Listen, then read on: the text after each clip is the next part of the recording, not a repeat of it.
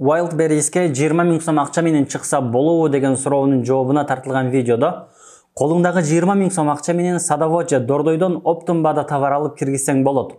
Бирок келечек азыраак деген үмүттө сөз кылганбыз.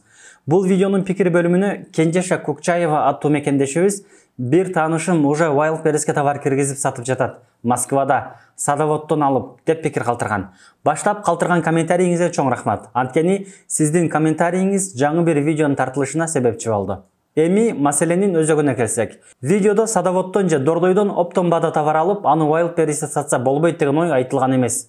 Видеода айтылган нерсе 20-30 000 сом менен баштап алсаңыз, бизнесиңиздин аягы келбей калышы мүмкүн деген пикир болчу. Чын-чынына келгенде, Wildberries'тин складына товарды киргизүү өтө деле кыйын нерсе эмес. Товарды алдың, сүрөткө тарттың, штрих-коддорду жабыштырып, складка киргизип койдуң. Вуаля. Бирок муну менен эле жумуш бүтүп калбайт. Тескерисинче, негизги иш ошондо башталат. Товарлардын продажаларынын башталышы, товардын топко чыгышы, сатылып жаткан товарлардан көбүрөөк алып, Wildberries'тин складына киргизүү, таргетированный реклама сыяктуу нерселерге кааласак да акча кетет. Колундагы акыркы 30-40 000 сом менен Wildberries'ке кирген адамга 95% жагдайда бул акча жетпей калат. Анан жөн эле убарыгерчилик, разочарование болуп калат деген пикирди айткым келген.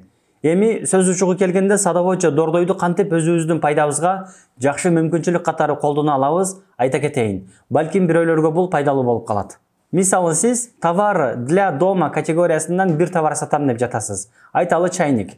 Бирок бул чайникти Кытайдагы заводдордон өндүрөм десеңиз, анда минимум 100 штук же болбосо 300 штук чыгарышыңыз керек. А сизге проба кылыш үчүн 300 штук көп. Анын үстүнө сиз пока товарды Кытайдагы заводдордон Россияга жибергенге чейин көп убакыт өтөт. Бул жагдайда кандай кыласыз? Садоводко же дордойго барасыз, пробага 5-6 түрдүү товар тандайсыз. Бул товарлардан 10-15 штуктан аласыз да Wildberries'ке жибересиз. Кайсы товарлар жакшы сатылып жатса, аларды кайра эле ошол поставщиктерден ала бересиз. Сатылбай жаткан товарларды скидка акциялар менен сатып түгөтүп саласыз. А качан гана сиздин поставщигиңизде сиз Wildberries'те жакшы сатып жаткан товар түгөнө баштайт, скорее всего бир күн болбосо бир күн түгөнөт, жана ал адам кайра ал товарды алып келбейт, ошол товарды сиз Кытайдагы заводдордон өндүрөсүз. Зато ал убакка чейин ал товарыңыз уже Wildberries'теги дүкөнүңүздө оборот алып калган болот.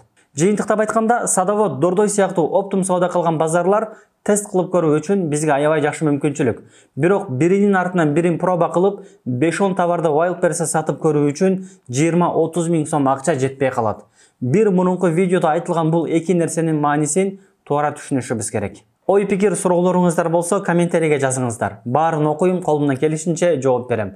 Кийинки видеолордон көрүшкөнчө аман болуңуздар.